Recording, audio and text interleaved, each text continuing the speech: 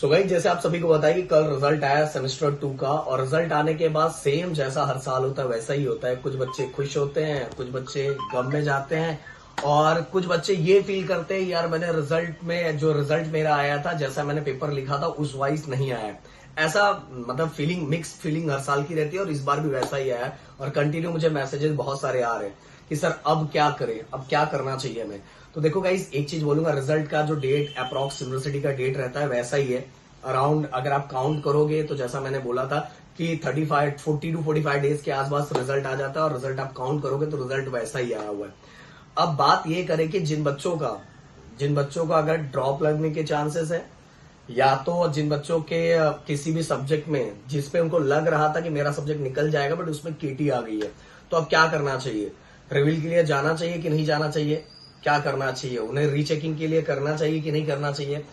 तो मैं आपको एक सजेशन ये दूंगा कि सबसे पहली बात कि अगर आपके दिल को लग रहा है, अगर आपके दिल को ऐसा लग रहा है, भले कितने भी मार्क्स हो, बट अगर आपको दिल को लग रहा है कि मैंने पेपर बहुत अच्छा लिखा था और मेरा सब कुछ बहुत अच्छा था, क्योंकि 3 साल पहले मैं बता रहा हूँ, मेरा एक स्टूडेंट था जिसने पेपर बहुत अच्छा लिखा था, पर उसको इतने कम मार्क्स है कि मैं क्या बताऊं।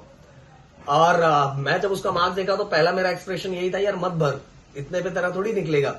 बट वो मतलब मान ही नहीं रहा, तो बोल रहा था नहीं सर मैंने पेपर बहुत अच्छा लिखा, बट ये कैसा मार्क्स आ गया।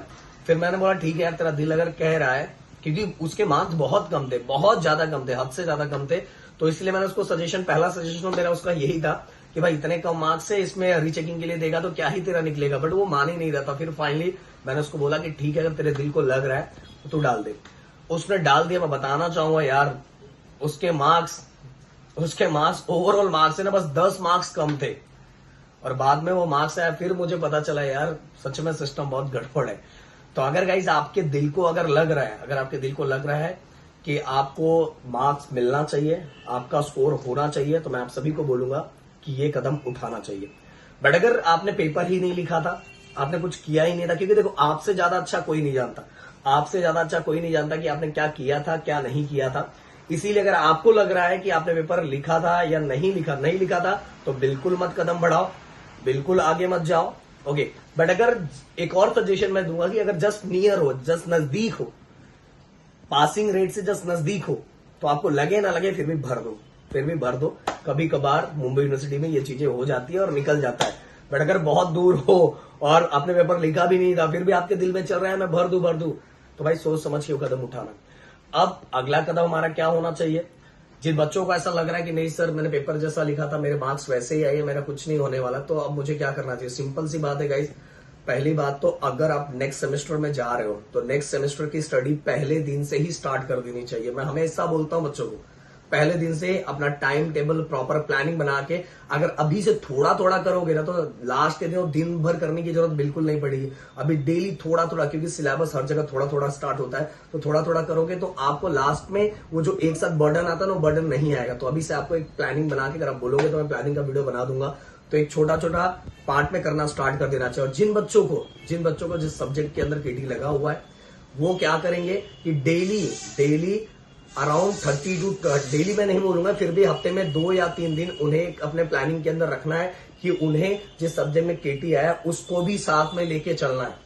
और उसकी तैयारी अब मैं बोलूंगा पूरा डिटेल में करके कोई मतलब नहीं है। डिटेल में तो आप जिस सेमेस्टर में उसमें करो, आप ओनली फोकस करो उसके जो टॉपिक, जिससे रिलेटेड टॉपिक हर साल पूछे जाते हैं, उसके कॉन्सेप्ट में फोकस करो, और उसके पीवाईक्यू में फोकस करो कि इस सब्जेक्ट को बस मुझे निकालना है, कैसे ना कैसे करके निकालना है भाई। ऑल क्लियर होना है, जो पीछे मेरा गया है उसमें ऑल क्लियर होना है। और ये वाले सेमेस्टर को मैं बहुत सिस्टमैटिक वे में लेके जाऊंगा। और बता रहा हूं कि अगर M2 किसी का गया हुआ है तो मैं यही रिक्वेस्ट करूंगा कि M2 का कोर्स ऑलरेडी अपने ऐप पे है, अभी से पढ़ना स्टार्ट कर दो।